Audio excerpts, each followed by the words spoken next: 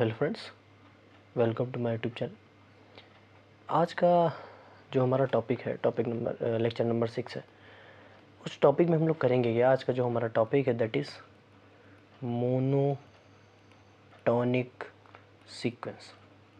ये आज का हमारा टॉपिक है जिसका नाम है मोनोटॉनिक सीक्वेंस। ठीक, सीक्वेंस के बारे में हम लोग पढ़ चुके थे। सीक्वेंस होता क्या है, लिमिट ऑफ सीक्वेंस के बारे में हम बात कर चुके हैं, अपर लिमिट लोअर लिमिट के बारे में बात कर चुके हैं। अगर आपने वो सब लेक्चर नहीं देखे तो मेरी आपसे रिक्वेस्ट है, आप जाके पहले उन सभी लेक्चर्स को रीड कर लीजिए, स्टडी कर लीजिए, नोट डाउन कर लीजिए। उसके बाद आप यहाँ पे आएंगे तो ये लेक्चर समझ में आएंगे।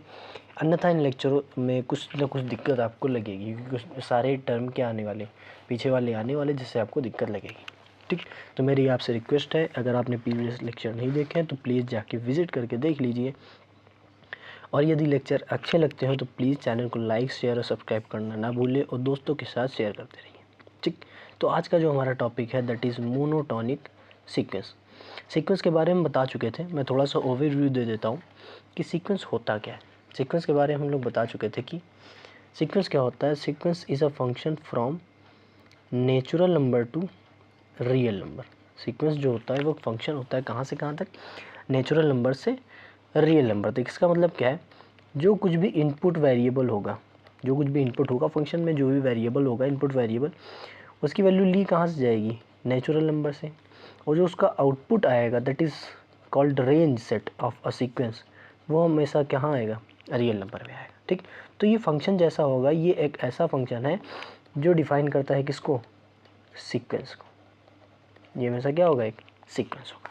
ठीक, तो चलिए स्टार्ट करते हैं आज का हमारा लेक्चर। आज का हमारा लेक्चर किस बात पे, मोनोटॉनिक सीक्वेंस के बारे में। हम पहले कह रहे हैं, अगर आप लोगों ने प्रीवियस लेक्चर नहीं देखे तो पहले जाके उस मेरे चैनल पे जाके सारे वीडियोस पे विज़िट कर लीजिए, देख लीजिए। उसके बाद ये वीडियो देखेंगे तो आपको क्लैरिफाई हो जाएगा पूरे के पूरे टॉपिक का।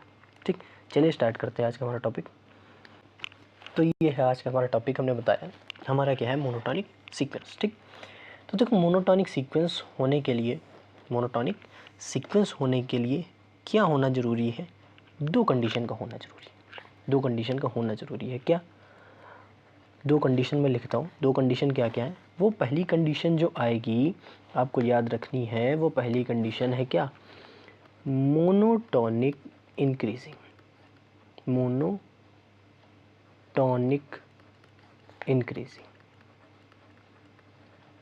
इंक्रीजिंग। और दूसरी कंडीशन हमारे पास क्या है, दैट इज़ मोनोटॉनिक डिक्रीजिंग। एक है मोनोटॉनिक इंक्रीजिंग और एक है मोनोटॉनिक डिक्रीजिंग। अब देखो, हम लोगों को पता नहीं है, वैसे आप लोगों को शायद पता नहीं होगा, इंक्रीजिंग का होना भी दो तरीके से हो सकता है। इंक्रीजिंग का होना भी क्या होता है, दो तरीके से होता है। जैसे हम लोग अभी डेफिनेशंस पढ़ेंगे मोनोटॉनिक सीक्वेंस की, तो उसमें हम कहेंगे कि a sequence is said to be monotonic sequence if it is either monotonically increasing और इट इज़ मोनोटॉनिकली डिक्रीजिंग। या तो इंक्रीज़ कर रहे हैं या तो डिक्रीज़ करें। तुम्हारे पास दो प्रकार की इंक्रीजमेंट होती है, दो प्रकार की डिक्रीजमेंट होती है। ठीक, मैं इसको ग्राफ से थोड़ा सा बताऊंगा तो आप लोगों को थोड़ा समझ में आ जाएगा, अन्यथा ये बात समझ में आती नहीं है बच्चों को। जैसे मैंने एक ग्राफ बनाया, ठीक, मैं ऐसे ही बना रहा हूँ। मैंने कहा ये ग्राफ जा रहा है, ये गया, यूँ गया, यूँ गया, यूँ गया, यूँ गया, यूँ गया, यूँ गया, यूँ गया। ये ग्राफ है, ये किसी फंक्शन का ग्राफ है। क्या हो नहीं सकता, क्या हो सकता है भाई साहब। आप लोगों ने ग्रेटेस्ट इंटीजर पढ़ा होगा, स्मॉलेस्ट इंटीजर पढ़ा होगा, ग्राफ है। वो एक ग्राफ ऐसा है। तो हमारे पास दो नेचर आए हैं। देखो, इंक्रीजिंग का मतलब समझते हैं ना, कि x की वैल्यू बढ़ाते जाएं तो इसका आउटपुट भी बढ़ता जाए, ये इंक्रीजिंग हो जाएगा। x की वैल्यू बढ़ाते जाएं तो इसका आउटपुट भी बढ़ता जाए, यही तो होता है इंक्रीजिंग। तो हमारे पास इंक्रीजिंग ग्राफ के दो नेचर आते हैं। इंक्रीजिंग ग्राफ के कितने नेचर आते हैं, दो नेचर आते हैं। अगर इसमें इंक्रीजिंग हम देखेंगे तो ये भी इंक्रीजिंग है, इंक्रीज तो करिए ना, ये भी इंक्रीजिंग ग्राफ है और ये भी इंक्रीजिंग ग्राफ है। तो दोनों में अंतर क्या है सर, अंतर सिर्फ इतना है कि उसके समझने का अंतर है। क्या, हम देख रहे हैं कुछ पर्टिकुलर पॉइंट्स पे, ये एक्स के ये वाले पॉइंट्स हैं यहाँ से यहाँ तक, जिनके लिए फंक्शन का आउटपुट क्या रह रहा, सेम। यहाँ से यहाँ तक कितने पॉइंट्स हैं जिनके लिए फंक्शन का आउटपुट क्या रह रहा, सेम। इसका मतलब ये है ये इंक्रीजिंग तो ग्राफ है, लेकिन हम लोग इसको एक टर्म से डिनोट कर सकते हैं, that is called non decreasing. क्या लिख सकते हैं, नॉन डिक्रीजिंग, मतलब ये डिक्रीज नहीं कर रहा है, इंक्रीज तो कर ही रहा है लेकिन ये डिक्रीज नहीं कर रहा है। इसको हम ये कहेंगे कि डिक्रीज नहीं करेगा। तो क्या इसको भी कह सकते हैं नॉन डिक्रीजिंग है, नहीं, इसको नॉन डिक्रीजिंग कहेंगे, लेकिन इन दोनों में फिर डिस्टिंग्विश करने के लिए कोई एक नया वर्ड आना चाहिए। वो नया वर्ड क्या है, स्ट्रिक्टली इंक्रीजिंग। ये स्ट्रिक्टली इंक्रीज कर रहा है और ये कुछ वैल्यूज़ पे वैल्यू सेम दे रहा, फिर इंक्रीज कर रहा, फिर सेम दे रहा, फिर इंक्रीज कर रहा, फिर सेम दे रहा, फिर इंक्रीज कर रहा। इंक्रीज तो हो रहा है लेकिन कुछ पर्टिकुलर पॉइंट्स पे जो आउटपुट है, जो रेंज है, वो क्या मिल जा रही है, फिक्स या सेम। जब सेम मिल जाएगी तो वहाँ पे हम फंक्शन को कहेंगे वो नॉन डिक्रीजिंग है, इंक्रीज तो कर रहा है but it is not strictly increasing. Strictly increasing का मतलब क्या है कि for any two points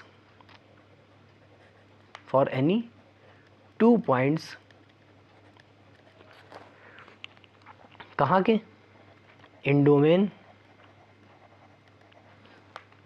there output doesn't be same, कि जो आउटपुट है वो कभी भी सेम नहीं हो सकता है। For any two points in domain their output doesn't be same, उनका आउटपुट कभी भी सेम नहीं हो सकता है। समझे, इंक्रीजिंग का मतलब क्या होगा, नॉन डिक्रीजिंग। अब यहाँ पे कहा गया for any two points in domain there is a possibility, there is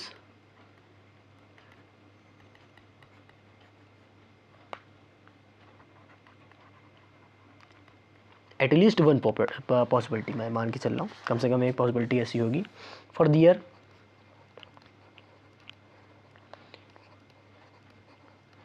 output is same for any two points, किसी भी दो पॉइंट्स के लिए, फॉर एनी टू और मोर देन टू पॉइंट्स। सीधी बात मैं कह दूँ सीधा कि दो या दो से ज़्यादा पॉइंट्स के लिए डोमेन में ऐसी पॉसिबिलिटी हो सकती है कि कम से कम एक पेयर का आउटपुट हमेशा क्या हो, सेम हो, ऐसी पॉसिबिलिटी हो सकती है, तो वो फंक्शन क्या कहलाएगा, नॉन डिक्रीजिंग। स्ट्रिक्टली इंक्रीजिंग का मतलब यहाँ पे क्या है कि कोई भी दो पॉइंट के लिए आउटपुट कभी भी क्या नहीं होगा, सेम नहीं होगा।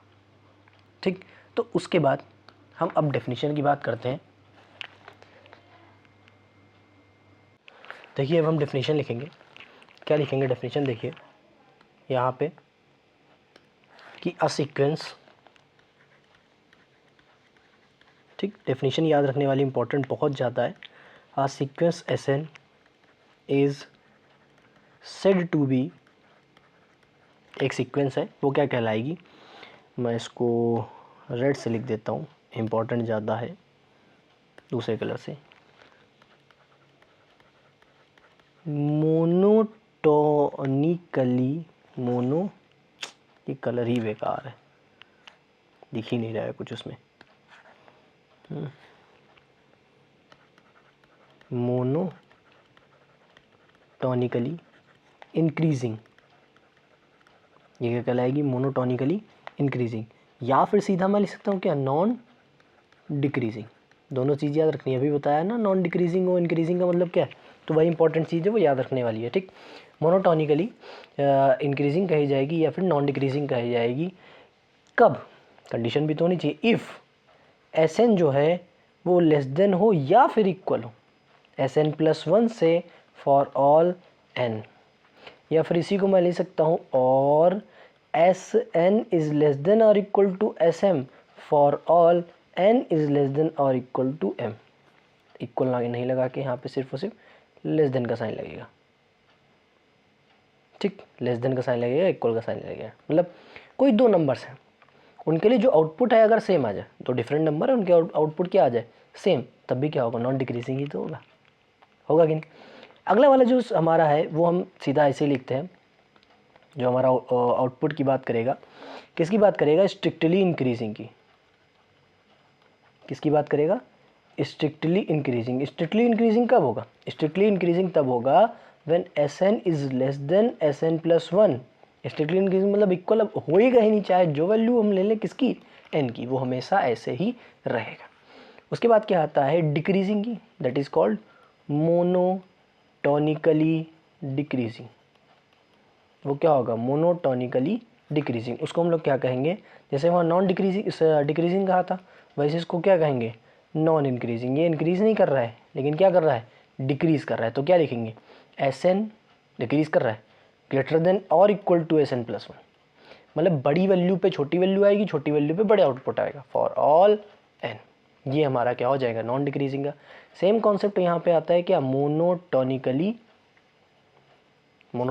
तो हो गया है वो, स्ट्रिक्टली डिक्रीजिंग का क्या आता है टॉपिक, स्ट्रिक्टली डिक्रीजिंग का। अब स्ट्रिक्टली डिक्रीजिंग क्या होता है, स्ट्रिक्टली डिक्रीजिंग होता है Sn is greater than Sn+1 for all n चाहे जो कुछ लिया जाए, जो पहले वैल्यू रखी है उसका आउटपुट बड़ा होगा, जो बाद को वैल्यू रखी है उसका आउटपुट छोटा होगा। ये होता है स्ट्रिक्टली डिक्रीजिंग का टॉपिक। ठीक, एग्जाम्पल के तौर पे मैं ये लिख सकता हूँ, देखिए ये एक सीक्वेंस है, क्या इसका कोई टर्म बराबर होगा, नहीं भाई 1 2 से अलग है, क्या कोई बराबर होंगे टर्म, नहीं हो सकते ना। और ये लगातार क्या कर रहा है, बढ़ ही रहा है, कोई बराबर तो हो नहीं सकता। तो इसीलिए इसको क्या कहा जाएगा, स्ट्रिक्टली इंक्रीजिंग। क्या कहेंगे, स्ट्रिक्टली इंक्रीजिंग। एक एग्जांपल ले लिया 1 1 1/3 1/3 1/5 1/5। ये एग्जांपल है किसका, सीक्वेंस का। ये एग्जांपल किसका है, सीक्वेंस का। तो हम बात करेंगे ये क्या होगा, अब ये बताएंगे आप लोग क्या होगा। तो इसमें बात करेंगे कि कोई दो एलिमेंट्स तो हाँ बराबर हो रहे हैं, लेकिन ये डिक्रीज भी कर रहा है। ये क्या कर रहा है, डिक्रीज भी कर रहा है। देख 1 है, 0.33 है, 0.20 है, डिक्रीज भी कर रहा है। तो इसको हम स्ट्रिक्टली डिक्रीजिंग नहीं करेंगे, इसको हम लोग क्या करेंगे, नॉन इंक्रीजिंग कहेंगे। मतलब ये डिक्रीज कर रहा है लेकिन स्ट्रिक्टली डिक्रीज नहीं कर रहा है। ठीक, तो ये हमारा जो टॉपिक था दैट इज़ मोनोटॉनिक सीक्वेंस। अब मैंने मोनोटॉनिक की डेफिनेशन तो बता ही दी है कि कोई भी सीक्वेंस मोनोटॉनिक तभी होगा जब वो मोनोटॉनिकली इंक्रीजिंग हो या मोनोटॉनिकली डिक्रीजिंग हो। अगर इन दोनों में से कोई है, मोनोटॉनिक डिक्रीजिंग मोनोटॉनिक इंक्रीजिंग, तो वो मोनोटॉनिक सीक्वेंस होगा, ऐसा नहीं कि नहीं होगा। और ये डेफिनेशंस बता दी है मोनोटॉनिकली इंक्रीजिंग की, डिक्रीजिंग की, नॉन डिक्रीजिंग, नॉन इंक्रीजिंग की। ठीक, तो मिलते हैं अपनी अगली क्लास में अगले टॉपिक के साथ। अब तक के लिए गुड बाय, थैंक यू।